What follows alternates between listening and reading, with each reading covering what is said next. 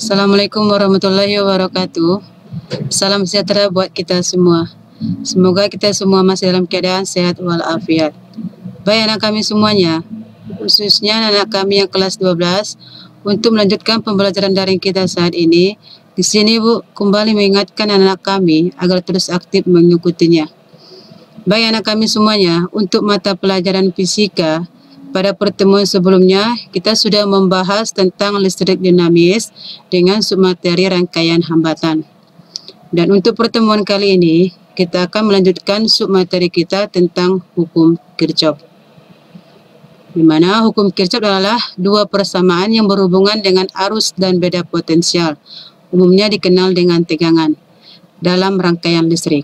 Hukum ini pertama kali diperkenalkan oleh seorang ahli fisika Jerman yang bernama Gustav Robert Kirchhoff pada tahun 1824 sampai dengan 1887. Hukum 1 Kirchhoff. Hukum 1 Kirchhoff dikenal sebagai hukum percabangan atau junction rule karena hukum ini memenuhi kekekalan muatan. Hukum ini diperlukan untuk rangkaian yang multisimpul yang mengandung titik-titik percabangan ketika arus mulai terbagi. Pada keadaan tunak, tidak ada akumulasi muatan listrik pada setiap titik dalam rangkaian. Dengan demikian, jumlah muatan yang masuk di dalam setiap titik akan meninggalkan titik tersebut dengan jumlah yang sama. Hukum Kirchhoff 1 menyatakan bahwa jumlah arus listrik yang masuk melalui titik percabangan dalam suatu rangkaian listrik sama dengan jumlah arus yang keluar melalui titik percabangan tersebut.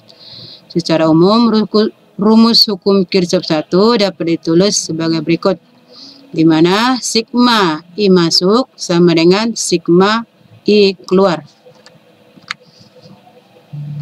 Untuk ilustrasi hukum 1 Kirchhoff, kita perhatikan gambar berikut.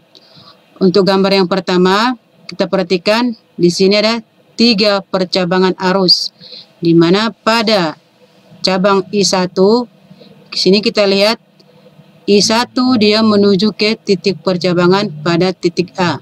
Kemudian I2 dia meninggalkan titik percabangan titik A. Demikian juga pada I3. Sama-sama meninggalkan titik percabangan pada titik A. Di mana arus I1 yang mengalir melalui titik percabangan A akan sama dengan jumlah I2 tambah I3 yang keluar dari titik percabangan. Sehingga rumusannya adalah I1 sama dengan I2 ditambah I3. Kemudian ilustrasi yang kedua, di sini kita lihat ada 4 percabangan arus, di mana I1 dan I2 dia menuju titik percabangan, sedangkan I3 dan I4 ini meninggalkan titik percabangan. Kemudian dari gambar ini bahwa jumlah arus I1 dan I2 yang mengalir melalui titik percabangan akan sama dengan jumlah arus I3 dan I4 yang keluar dari titik percabangan, sehingga I1 ditambah I2 sama dengan I3 ditambah I4. Untuk lebih jelasnya, kita perhatikan contoh berikut. Untuk contoh nomor 1, kita perhatikan di sini ada 4 percabangan arus. I1 dan I2 menuju titik percabangan, kemudian I3 dan I4 meninggalkan titik percabangan. Kita perhatikan gambar arus di atas, terdapat 2 cabang masuk dan 2 cabang keluar.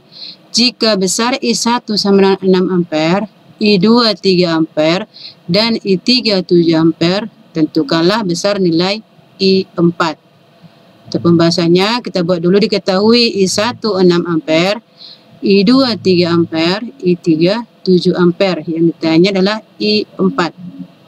Dari gambar tersebut, sudah kita ketahui tadi, I1 dan I2 dia menuju titik percabangan, kemudian I3 dan I4 dia meninggalkan titik percabangan.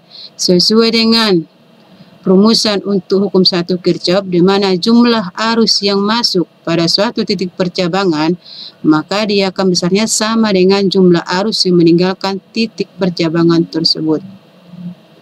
Maka dari gambar nomor 1, I1 ditambah I2 sama dengan I3 ditambah I4. I1 tadi 6 ampere, I2 3 ampere, dan I3 adalah 7 ampere ditambah dengan I4. Maka 6 tambah 3 tadi 9 sama dengan 7 ditambah I4. Maka I4 adalah 9 dikurang 7. Maka harga I4 adalah 2 ampere. Kemudian yang kedua, dalam contoh yang nomor 2 ini kita perhatikan di sini ada 3 percabangan arus, di mana I1 menuju titik percabangan A, I2 dan I3 adalah meninggalkan titik percabangan A. Dari gambar rangkaian arus di atas, di sini terdapat 1 cabang masuk dan 2 cabang keluar. Jika besar I2 sama dengan 2 ampere dan I3 1 ampere, berapakah besar I1? Kita buat pembahasannya. Diketahui I2 2 ampere, I3 1 ampere. Ditanya adalah I1. Sesuai juga dengan rumusan hukum 1 Kirchhoff bahwa jumlah arus yang masuk sama dengan jumlah arus yang keluar. Jadi di sini yang masuk tadi I1, yang keluar I2 dan I3. Maka I1 sama dengan I2 ditambah dengan I3. Maka I1 sama dengan I2 tadi 2, kemudian I3 1. Maka hasilnya I1 sama dengan 3 ampere. Berikut tentang hukum 2 Kirchhoff. Di mana dalam hukum 2 Kirchhoff ini berlaku pada rangkaian yang tidak bercabang yang digunakan untuk menganalisis beda potensial atau tegangan pada suatu rangkaian tertutup. Hukum 2 Kirchhoff biasa disebut hukum tegangan Kirchhoff atau Kirchhoff Voltage Law atau KVL. Bunyi hukum 2 Kirchhoff adalah total beda potensial atau tegangan pada suatu rangkaian tertutup adalah 0. Versi lain menyatakan bahwa hukum 2 Kirchhoff adalah yaitu pada rangkaian tertutup jumlah aljabar GGL dan jumlah penurunan potensial atau IR sama dengan 0. Secara umum, rumusan hukum 2 Kirchhoff adalah sigma E ditambah dengan sigma IR sama dengan 0. Di mana sigma E adalah jumlah GGL sumber arus dengan satuan volt. Sigma IR adalah jumlah penurunan tegangan dengan satuan volt.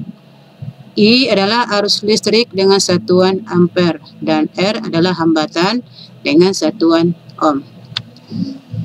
Berikut adalah ketentuan dalam penggunaan hukum 2 Kirchhoff.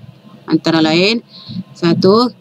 Kita memilih rangkaian untuk masing-masing lintasan tertutup dengan arah tertentu. Artinya pemilihan arah loop bebas. Tetapi jika memungkinkan, diusahakan searah dengan arah arus listrik. Yang kedua, jika pada suatu cabang arah loop sama dengan arah arus, maka penurunan tegangan atau IR bertanda positif. Sedangkan bila arah loop berlawanan arah dengan arah arus, maka penurunan tegangan atau IR bertanda negatif. Yang ketiga, bila saat mengikuti arah loop, kutub sumber tegangan yang lebih dahulu dijumpai adalah kutub positif, maka gaya gerak listrik atau GGL bertanda positif, dan sebaliknya bila kutub negatif maka penurunan tegangan atau IR bertanda negatif. Hukum Kirchhoff pada rangkaian satu loop. Dengan menerapkan hukum Ohm dan hukum Kirchhoff 1, di sini kita akan dapat mencari besar arus dan tegangan pada rangkaian dengan satu sumber tegangan. Namun, bagaimanakah kita mencari arus dan tegangan jika pada rangkaian terdapat lebih dari satu sumber tegangan? Kita perhatikan pada gambar ini. Di sini kita perhatikan ada 2 sumber tegangan, E1 dan E2. Kemudian ada juga 2 hambatan R1 dan R2, di mana ini disusun rangkaiannya secara seri. Artinya dia sejajar. Maka kita dapat mencari besar arus dan tegangan pada resistor dengan menggunakan prinsip hukum 2 Kirchhoff yang sudah kita bahas. Kemudian kita perhatikan kembali rangkaian pada gambar tersebut, di mana rangkaian tersebut merupakan rangkaian tertutup dengan loop tunggal atau satu loop. Dan untuk menganalisis rangkaian tersebut, kita dapat menggunakan hukum Kirchhoff 2 dengan mengikuti langkah-langkah sebagai berikut. Yang pertama, kita memilih arah loop. Agar lebih mudah, arah loop dapat ditentukan searah dengan arah arus yang berasal dari sumber tegangan yang paling besar dan mengabaikan arus dari sumber tegangan yang kecil.